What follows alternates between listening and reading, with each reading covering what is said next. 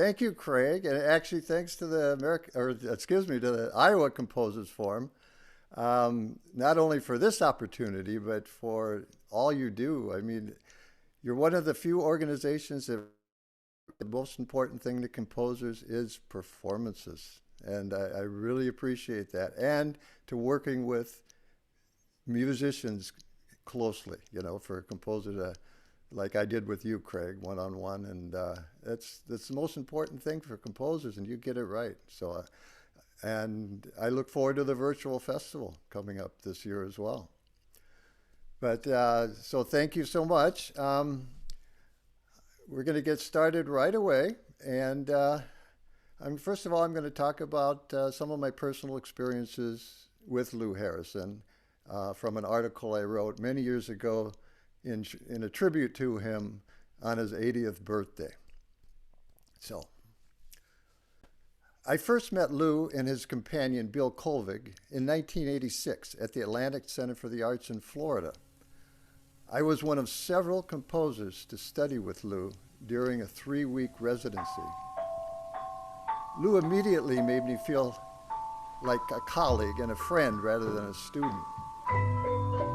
One day he shared an amusing story of how a famous composer had chosen to celebrate after his first major performance and told us that we too should think about how we wanted to celebrate when, not if, our big night came. Lou's teaching was unlike any we had previously encountered. We studied Chinese, Japanese, and Javanese scores and learned about pure and impure temperaments and how to utilize and explore them ourselves. And long before the internet reached the masses, there was the LouNet. Lou supplied us with information about every imaginable society and organization devoted to music, from just intonation groups to Chinese music societies to new music publishing houses. By the time the residency ended, I had composed a work for an orchestra, Javanese gamelan, I hadn't known could be written for in a notation system, cipher, I was previously unaware of. Before Lou departed, he promised to arrange a meeting of my piece with professional gamelan performers so I could hear what I had written. And actually the music behind this talk right now is that piece. It's called Gending for New Friends, and it was dedicated to Lou and Bill. Though the residency was one of my peak experiences, I needed and wanted more. I wrote to Lou, expressing my interest in studying with him further. I told him of my goal of somehow bringing a gamelan to Minnesota. Long letters full of warmth and support, some of them in his beautiful. He shared news of his recent activities and current projects. For several years, Lou habitually sent me his latest concert recordings and CDs. In one letter, fearing a major economic depression, he wrote of his experiences in the 1930s, consuming day-old bread, vegetables picked off the street that fell off delivery trucks, and cheap jugs of wine, and how all of his first performances were done by WPA artists. In letters and phone calls, he would always ask what I was doing, what composition I was working on. It's my favorite question. On 2 occasions, he called me on his birthday to thank me for cards that I have sent him. He also sent me a recording of my gamelan piece along with encouraging comments about it. I later found out that he had paid the musicians with his own money and even cooked an enormous meal for the entire ensemble. In October 1988, I went to Aptos to continue my studies with Lou. I had first envisioned camping for several weeks, riding a used bicycle to Lou's home for lessons, and possibly indulging in a motel for the final week. Instead, Lou and Bill offered me their guest room. And from the moment I arrived, I was treated like family and often like royalty. Lou and Bill even took me on several trips, proudly introducing me to California with its missions, oleanders, and redwood forests. They also drove me to Mills College, UC Berkeley, and San Jose State University to observe gamelan rehearsals and to meet with their friends and colleagues. My days began early with brisk walks through the nearby redwood forest with Bill. I spent most of my time in the Ives room, which took up half of the house and was filled with instruments from all over the world, among which were a slendro gamelan, Chinese lutes, grand piano, transfer harp, a virginal, a harpsichord, and several instruments built by Lou and Bill, including a set of metallophones tuned to the first 32 pitches of the overtone series. The walls of the room were lined with books, smaller instruments, and Indonesian puppets. I was given complete freedom to dub tapes, copy scores, play the instruments, and study the books in the expansive library. When Lou wished, he came into the Ives room and taught me how to play the instruments of the gamelan. Meals were either cooked by Lou or Bill or eaten out, and mealtimes were filled with stories of Harry Partch, John Cage, Virgil Thompson, Ned Rorem, Leonard Bernstein, and many others. The most difficult part of my stay was trying to pay for anything. Only occasionally, after pleading, I was for an inexpensive meal. On the day I arrived, we went out for dinner, and Lou uncharacteristically forgot his wallet. I gladly paid the bill, but he insisted on paying me back, exclaiming, "It's opening night." I had saved for months for the trip and the lessons. I had no idea what Lou's fee would be, but hoped that he would take what I had and allow me to pay the rest over time.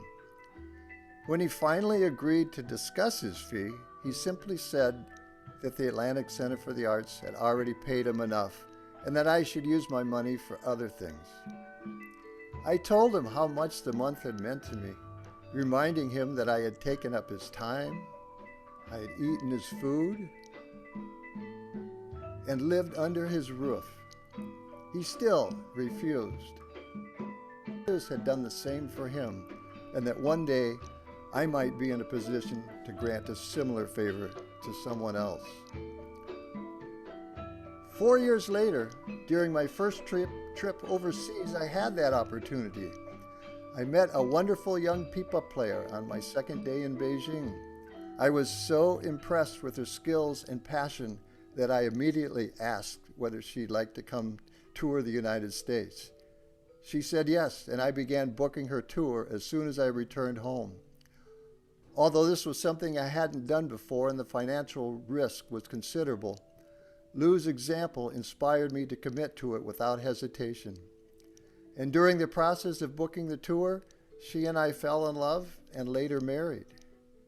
Even in this aspect of my life, Lou has played a major role in guiding me to the fulfillment of a lifelong dream. In Lou's many years of teaching and befriending composers, his presence has blessed thousands of lives. His humility, compassion, and wisdom have sustained us through both musical and personal hardships. And though his time has been so precious and his productivity so great, he has still found the time to take us gently under his wing and show us how to make our dreams come true.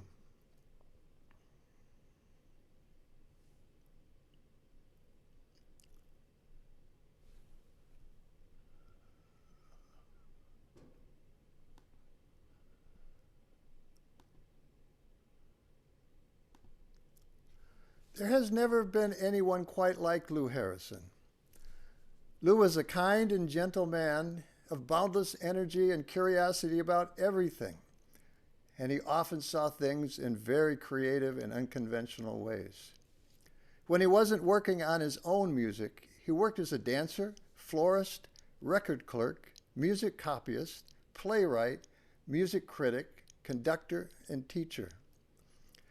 He was also a strong advocate for gay rights and an exponent of the universal Esperanto language. Lou was born in Portland, Oregon in 1917, and his family later moved to San Francisco, where he frequented performances of Chinese opera. From a young age, he was known to read 2 books a day, everything from music and orchestration books to ones about architecture and new developments in dance, visual arts, science, and literature. When moved by a remarkable book, he often ordered a case from the publisher to distribute copies as gifts. While I was studying with him in California, he told me how he loved reading science fiction, as it opened his mind to new possibilities and because much of what he was imagined in the stories actually came true in later years. In the early years of his composing career, much of his music was atonal. It was influenced by techniques he learned from his teachers Arnold Schoenberg and Henry Cowell. He was considered part of the avant-garde and organized recitals of percussion music on his own and with John Cage, employing junkyard or found percussion instruments like brake drums, wash tubs, coffee cans, plumber's pipes, oxygen tanks, and flower pots. In a letter he sent me in December of 1987, he reminisced about his time during the Great Depression. He wrote how everyone was poor and thus it was all friendly. And on Sunday, we could spend a quarter for chicken dinner at the Father Divine Mission in San Francisco. An extra 5 cents bought you pie a la mode. But the times are different now, of course. But when the WPA Arts projects began in the 1930s, there were 3 or 4 major symphony orchestras right in the Bay Area region. There were modern dance troupes, painters painted murals in public buildings as well as easel paintings.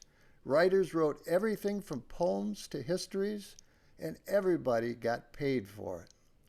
All my first public performances were done by WPA artists. In the arts, at least, the Great Depression in the 30s was a very vigorous period. Lou and his friends later moved to New York City for several successful yet uncomfortable years for Lou. In a letter to Carl Ruggles, Lou wrote, "Sometimes I wish I didn't write music. My life would be so much simpler. And besides, I am always so tortured and distressed during a performance of my own music that I don't really hear a note of it anyway." Between 1945 and 1947, Lou's self-esteem hit an all-time low.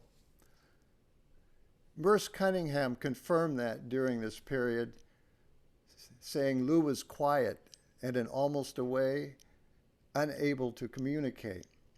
The stress of big city life finally culminated in a mental breakdown in 1947, which took him several years to recover from. He returned to the West Coast in 1953 and settled in the small town of Aptos, California, where he lived until he passed away in 2003. Here he became better known for combining his favorite elements of Western music, particularly Elizabethan music and the early tuning systems of Baroque music, and the many Asian musics he soon became an expert on. Thanks to a Rockefeller grant, he was able to study Korean court music and Chinese classical music in the 1960s. From that point on, when he was asked to perform for donors at pre-concert parties, he played Chinese traditional music on the guzheng, a Chinese zither, accompanied by his partner Bill Colvig on the sheng, which is a Chinese mouth organ. He also participated in concerts of Chinese music in over 250 public schools in 1970. The part of the world that Harrison especially loved was Java, home to the large percussion orchestras called gamelan. Harrison almost single-handedly brought gamelan to America. He designed and built his own American version of a gamelan out of plywood and aluminum, and studied with one of Java's top composers and gamelan players, KRT Wasito Dapiro. In describing his composing for gamelan, Lou once said, "In writing for Central Javanese gamelan, I make the great melody, the large melody, which is a cantus firmus and is called the balungan. It is punctuated by gongs which send down the roots of this trunk melody. And then out of that come the branch melodies and then literally flower parts in the decorations of the various instruments, so that it's all an image of the tree of life." Although he never earned a college degree, Lou was thoroughly grounded in the Western classics and world music, and taught at Mills College, Black Mountain College, Stanford, San Jose State University, University of Southern California, and in 1983, he was a Fulbright Senior Scholar to 4 New Zealand universities. Lou's motto was cherish, conserve, consider, create. His music is characterized by the emphasis on melody and rhythm, sometimes avoiding harmony altogether, which he saw as unimportant. In addition to being a maverick composer, Lou was also a published poet, a painter, a calligrapher, and an instrument designer and builder. And now I'd like to show you some of my favorite of Lou's pieces. The first one is going to be the Concerto for the Violin and Percussion Orchestra. I'm going to play movement number 1, Allegro Mistoso. It's going to be performed by Todd Reynolds on the violin and Third Coast percussion. And much of Harrison's personal life resonates in the Concerto for the Violin Percussion Orchestra. The love for the Eastern sounds, the choice of using the percussion ensemble as accompaniment, and the dance-like character that permeates throughout the piece. He began composing the concerto in 1940 and 1941 in New York and completed it in 1959. It was premiered November 19, 1961 at New York's Carnegie Recital Hall. In the piece, Harrison uses the kind of internal control which he often imposes upon himself. The melody is made up of only the intervals of the minor second, the major third, and the major sixth. The accompaniment is a different matter altogether. With the common world music practice of combining a single melodic part with a purely rhythmic accompaniment in mind, Harrison calls for a combination of junk and traditional percussion instruments to accompany the violinist. Although among the instruments used are brake drums, galvanized wash tubs, clock coils set in a base made from an old guitar body, coffee cans, wind chimes, flower pots, and plumber's pipes. So now let's hear the first movement of Lou's Concerto for the Violin and Percussion Orchestra, performed by Todd Reynolds and Third Coast Percussion.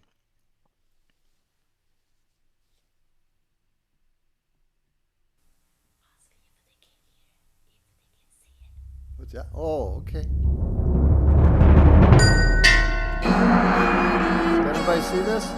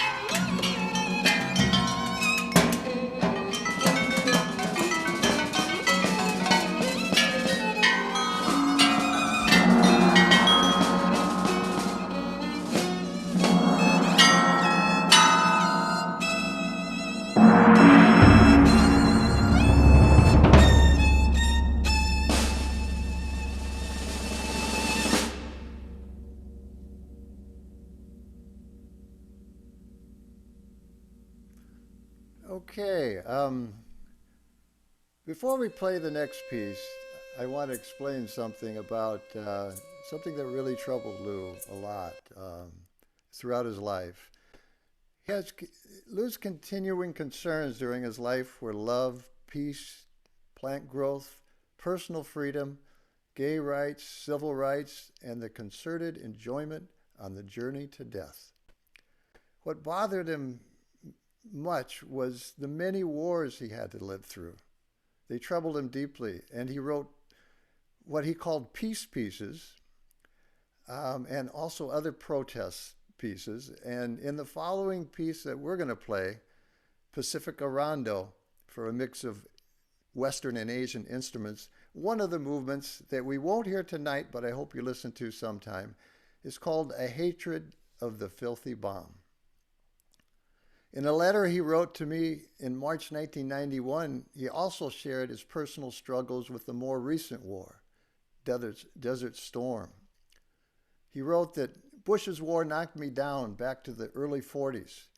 In fact, Bill and I have been thinking of possible countries of refuge if it gets much worse here. Now that we are connected well in Japan, that is a possibility. Same is true of New Zealand and, of course, Holland, which has sheltered so many artists over centuries. Anyway, the course of events in this country and my reaction to it has caused me to decline this month 6 commissions. Well, Pacifica Rondo was written in 1963. The recording we're going to hear is by the Oakland Youth Orchestra, conducted by Robert Hughes.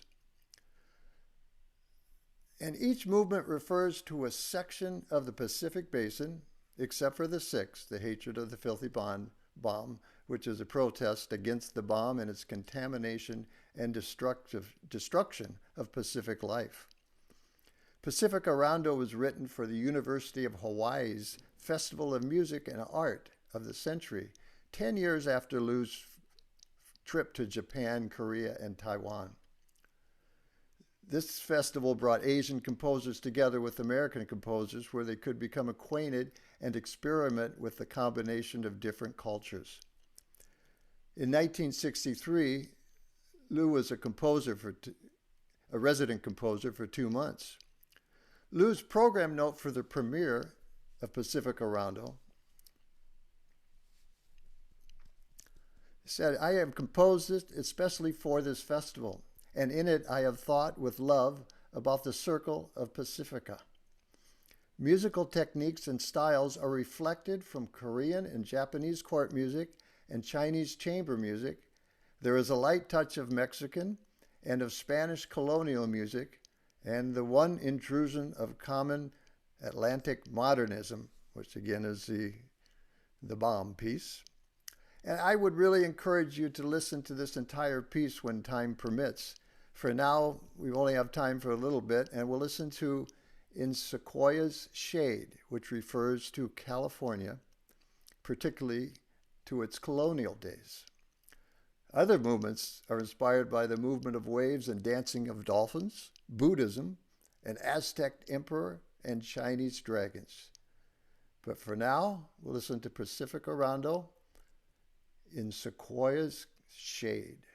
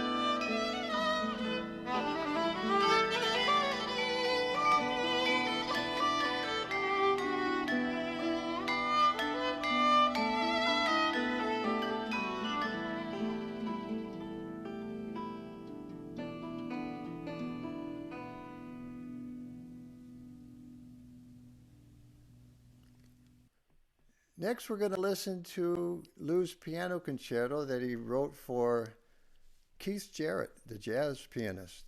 But first, we're going to watch a little introduction by Sarah Cahill, who was a wonderful pianist, writer, and producer who was recipient of the 2018 Champion of New Music Award from the American Composers Forum. She is a longtime champion of Lou's piano music. And in celebration of Lou's 2017 centennial, she performed concerts of his music spanning half a century in a nationwide tour that included concerts in San Francisco, Los Angeles, Boston, Miami, Maui, Cleveland, Chicago, and many more locations. So now let's watch Sarah Cahill give us an introduction to snippets of all 4 movements of Lou's piano concerto.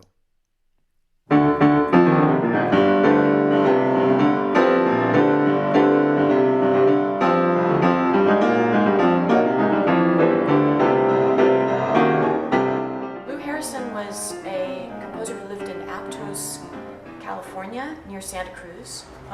Lou Harrison belonged to a group of what is sometimes called California composers. And I put it like this because, of course, California is a very big state. There are many different styles of music going on, music composition, but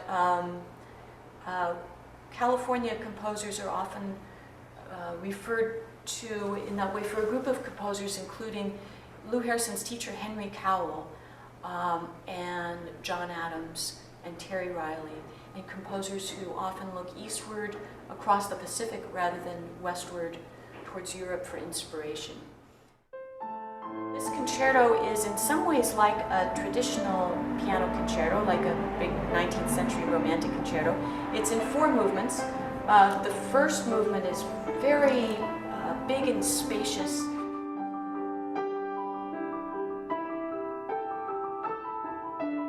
You hear immediately the inspiration of gamelan, the Indonesian percussion orchestra. Then we get to the stampede, the second movement, which has a lot of percussion, and another inspiration that Lou Harrison got from his teacher Henry Cowell are these chord clusters that Cowell invented as a teenager. He was self-taught at the piano.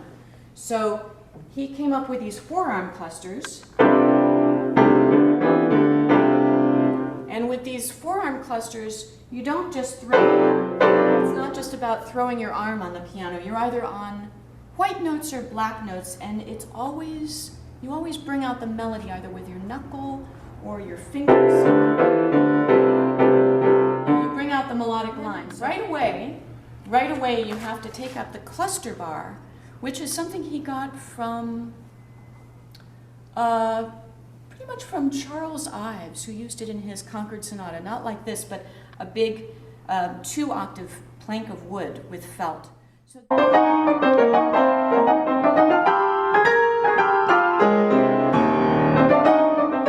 a very, very active movement because you're alternating constantly between these big, clusters with your 4-arms, and then clusters with this, and then playing with your fingers, and so it's a lot happening all at once, and then lots of percussion. It's a great, great movement, this stampede. After this very active, dramatic movement, it just time stops, stands still, and the piano has this these ethereal chords.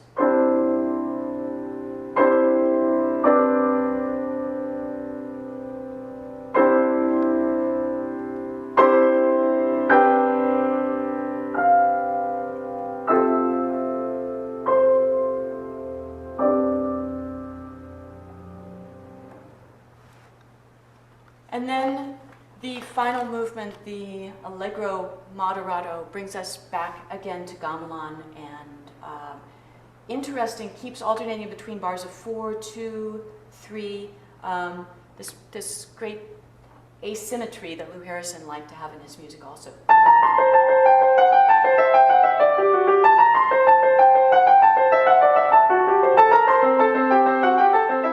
It's a great pleasure to be playing this piece with the Berkeley Symphony, and really looking forward to it a lot on December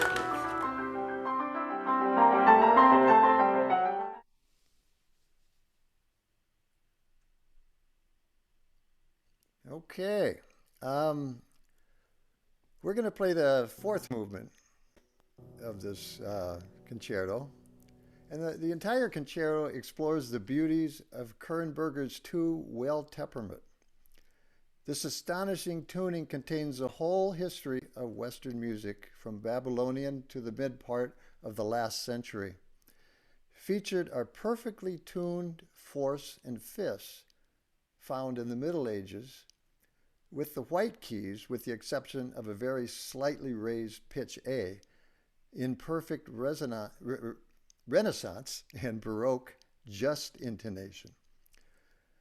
The piano had to be tuned daily for 2 weeks before the concert to stay in tune for the performance. The orchestra consists of strings, specially tuned harps, each tuned to a different facet of the Kernberger No. 2 well temperament, 3 trombones, and 4 percussionists. And a little side note, Lou's grand piano in his home, which he inherited from Henry Cowell, is tuned year-round to Kernberger No. 2 well temperament. But now let's hear Lou's piano concerto, written in 1983 through 1985, Allegro Moderato, played by Keith Jarrett on the piano and the New Japan Philharmonic, directed by Naoto Otomo.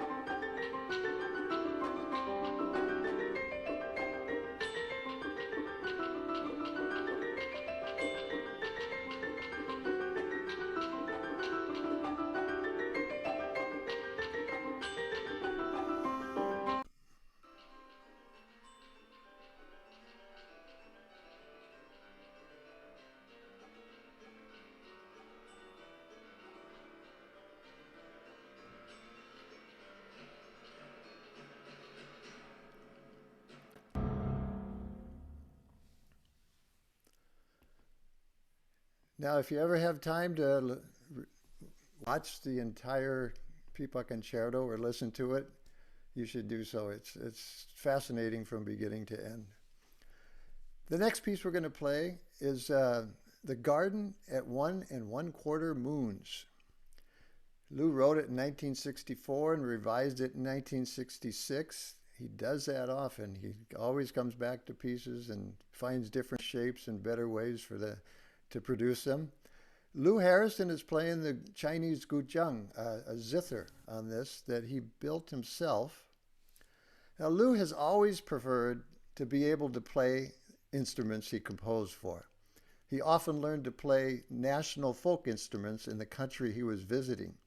He would then build his own versions when he returned to Aptos. So let's go ahead and listen to this. The Garden at 1 1/4 Moons by Lou Harrison, both performer and composer.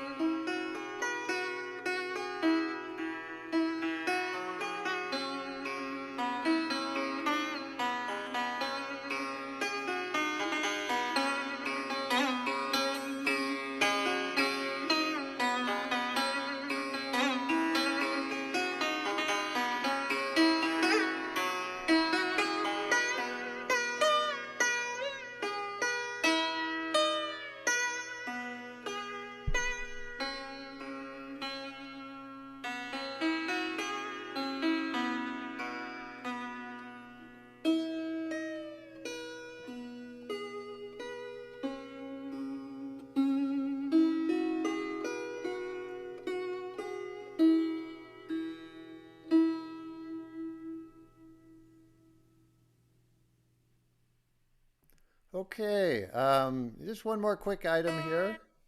At the age of 84, despite the death of William Colvig, his partner of 35 years, Harrison built his dream home, a straw bale artist retreat in the desert. The structure featured a vaulted great room proportionally designed as a superb and intimate sound environment for music, which many call his last and finest instrument. And actually, you're looking at that room behind my head here. I used it as a backdrop for today's talk. Now, today, the Harrison House stands as a monument to Lou Harrison's lifetime of experimentalism, activism, concern for the environment, and commitment to encouraging creativity and others. So, I just want to thank you so much. I'm very happy to have the chance to do this, and I'm glad everybody came, and we're going to go ahead and have a little Q&A if anybody's got any questions or wants some more information, please go ahead. You can use your mics or put it in the chat or whatever feels good. So thank you so much. I really appreciate you being here.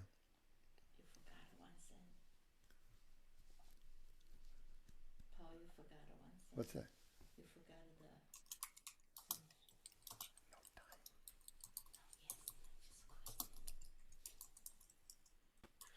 Paul, Yes. this has been a fantastic presentation.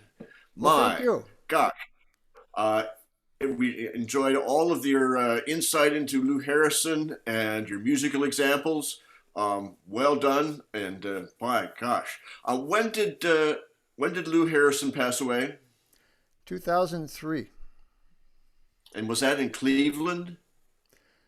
It wasn't. It was in. I believe it was in Indiana. In Indiana. Okay. Yeah, he was in oddly a Denny's restaurant, and he had a heart attack, and I think it was kind of in the countryside of Indiana.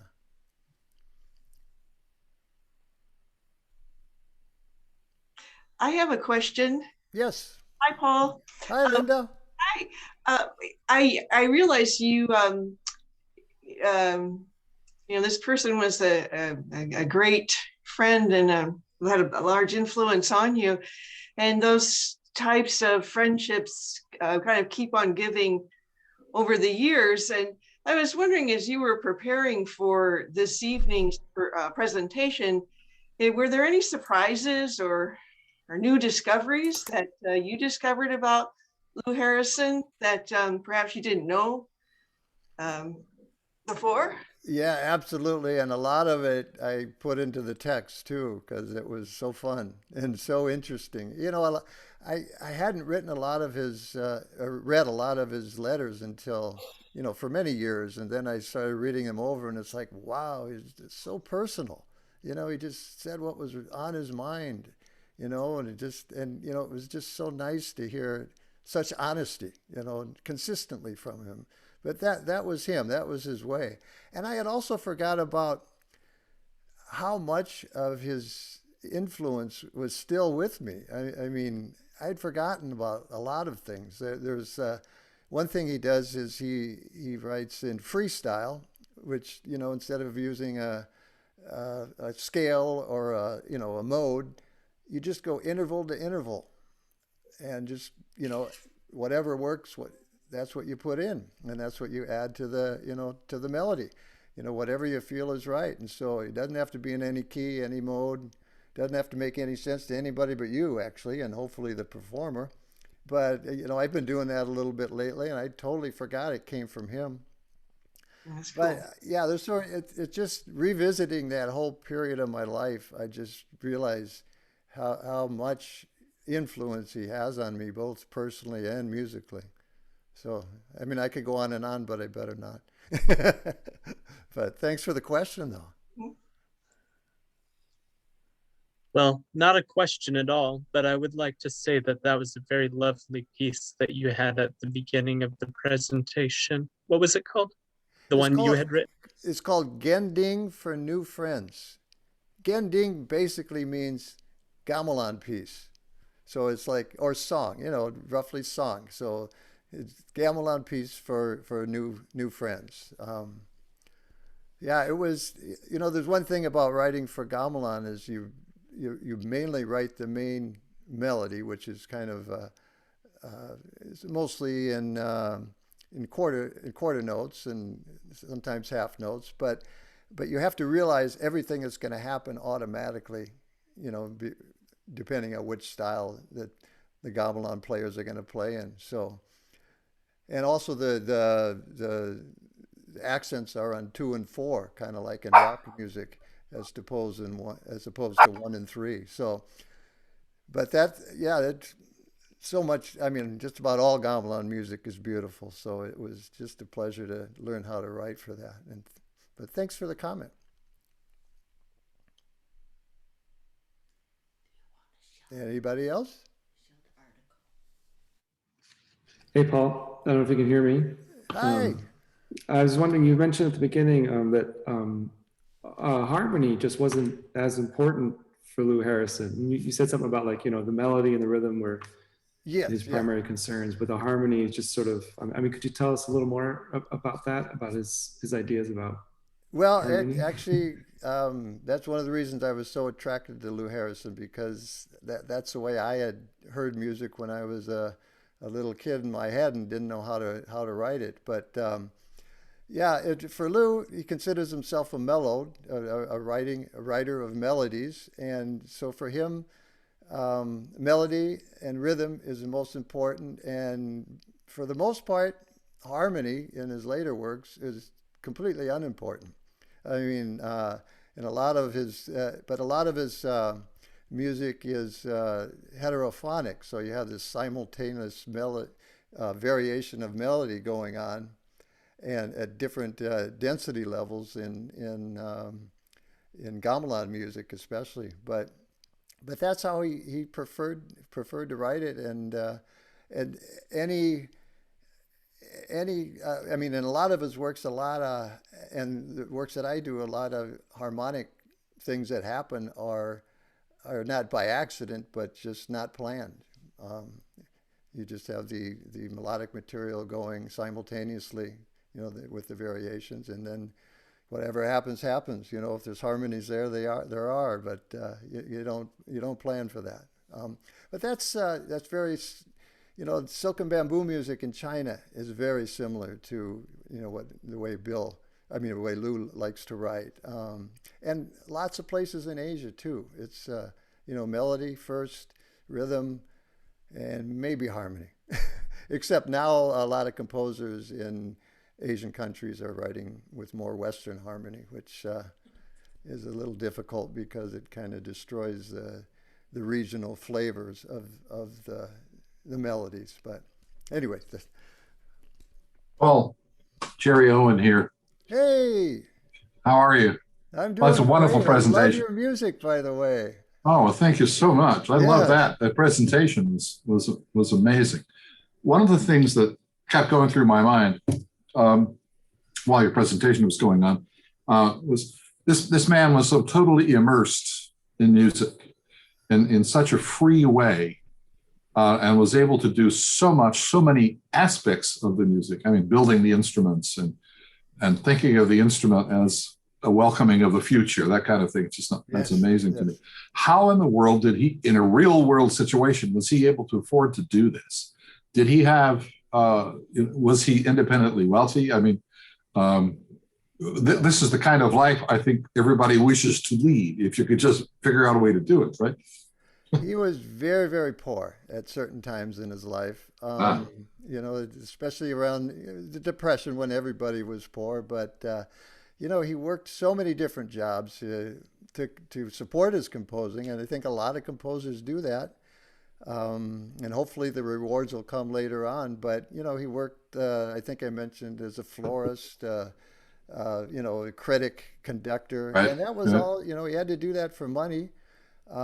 He also finished Charles Ives, I think it was his third symphony, and because Right. Charles wasn't able to do that, so that he did that kind of work. But he worked in an animal shelter. He worked as a florist, and he did a lot of odd jobs that way too many to mention. And it wasn't until later on in his life when I think it was the American Academy of Arts gave him a stipend for the rest of his life. Actually, he learned of that while I was at his house. He got a letter from him, Oh, and it's like, oh, they're gonna keep me going. you know, it was, and it was a good amount of money, and it was guaranteed for the rest of his life. that goes. But yeah, he was poor a lot of times, so he knew that. He knew the struggle, and I think that's one of the reasons he always treated us like colleagues, because he felt for us. He felt for, and because he had experienced it himself and the Mhm. struggles that everybody goes through. Appreciate it. Wonderful. Yes, yes. Well, I do have one more little thing if I could present it very quickly here. Um, my wife, Gao Hong, the pipa player, pre presented the West Coast premiere of Lou's Concerto for Pipa with String Orchestra with the Seattle Creative Orchestra. But in the before she did that, she was asked by Lou for her to teach her about the pipa, all the many things it can do. The pipa is a Chinese lute. If you don't know what a pipa is, it's a very very versatile instrument. It can get so many different sounds, and so Lou sent us, well, he sent us a lot of things. And my wife actually wrote a paper in both English and Chinese. It's on her website. Her website is Chinese Pipa, P-I-P-A, ChinesePipa.com, and then Lou Paul, excuse me. I forgot my own name there. So ChinesePipa.com/Lou Paul. And this article is just brilliant because there's so many wonderful pictures of everybody together. I mean, my mom's even there because she flew to Seattle to see this, see the premiere. But also, Lou autographed a score for us. In between the title and the description of the piece, he wrote in red, with very grateful love to Paul and Gao from Lou. And it was quite a treasure. And then later on, he sent her a book after she got home, sent her a book and a beautiful letter of many compliments and in his own calligraphy. And also a book that he helped publish by a Chinese musician in Taiwan. And so, Lou was just so gracious with all this memorabilia that we have now in our home, and the story, my story, what I relayed today touched her as deeply because it was because of Lou Harrison that I had the guts to bring her to the United States, and and we fell in love, and now we've been married for 27 years almost. So anyway, I think am I beyond my quota here? Otherwise, if you want to stay or if you want to contact me with more questions, that would be great. I would welcome that. Craig, there you are. If we have no more questions, I think we all owe Paul a wonderful thank you for a marvelous presentation. Paul has recorded this, and it is available once we get the link. And so if anybody wants to review things that you saw and heard tonight, send us a inquiry at Iowa Composers Forum at gmail.com, and we'll forward this. And it's congratulations. Oh, thank you. Thanks for the opportunity. I get to go down memory lane, and what a wonderful lane it was. So thank you, and thank everybody who attended. I really appreciate you coming. Hope to see you in the near future, hopefully in person one day. So very soon. So anyway, thank you so much, and have a wonderful evening.